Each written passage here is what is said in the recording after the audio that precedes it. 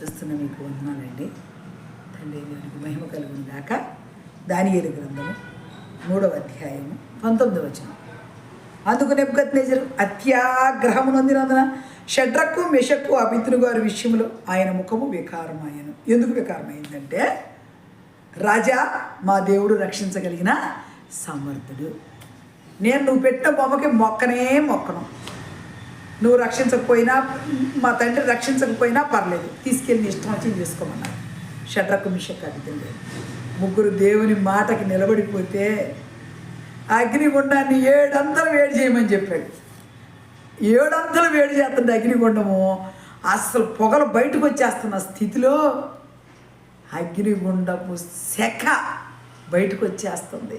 అరే రండ్రా, బట్టలు తీకు ముందే వాళ్ళని తీసుకెళ్ళిపోయి అగ్నిగుండం పడేయండి అంటే బలాఢ్యులు పిలిచినప్పుడు ఆ బలాఢ్యులు వెళ్ళి ఆ అగ్నిగుండంలో పడేయడానికి ఎల్లినోడు చచ్చిపోయారంట. దేవునికి స్తోత్రం కలుగును గాక, దేవుని నామానికి మహిమ కలుగును గాక. దేవుడు ఎంత గొప్పవాడండి, నిజంగా కరుణామయుడు, గొప్ప ప్రేమ స్వరూపి అయిన ఆయనకి మరుగైందంటూ ఏదీ లేదు, ఆయనకు అసాధ్యమైంది ఏదీ లేదు. చూస్తున్న నీతోని దేవుడు మాట్లాడుతున్నాడు. అందుకే ఈ షడ్రకు మెషకు వంటి భక్తి మనలో ఉండాలి. ఎలాంటి భక్తి అంటే, ఏమైనా పర్వాలేదు, నా దేవుని చిత్తమే నా జీవితంలో జరగాలని దేవుని కోసం నిలబడే వాళ్ళు కావాలని ప్రభు కోరుతున్నారు. అటు రీతిగా షడ్రకు మెషకుల విషయంలో దేవుడు కృప చూపించి ఒక అన్యుడైన నెబుకద్నెజరు రాజు హృదయాన్ని తిప్పగలిగారు. ముగ్గురు వ్యక్తులు దేవుని శక్తిని కిందకి దింపారు.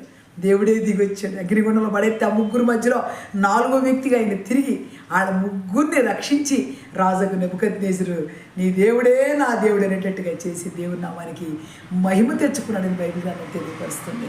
మీరు కూడా అలా చేయాలని, దేవునికి మహిమ తేవాలని కోరుకుంటూ నా మాటలు ముగిస్తున్న దేవుడు మిమ్మల్ని దీవించును గాక. ఆమేన్.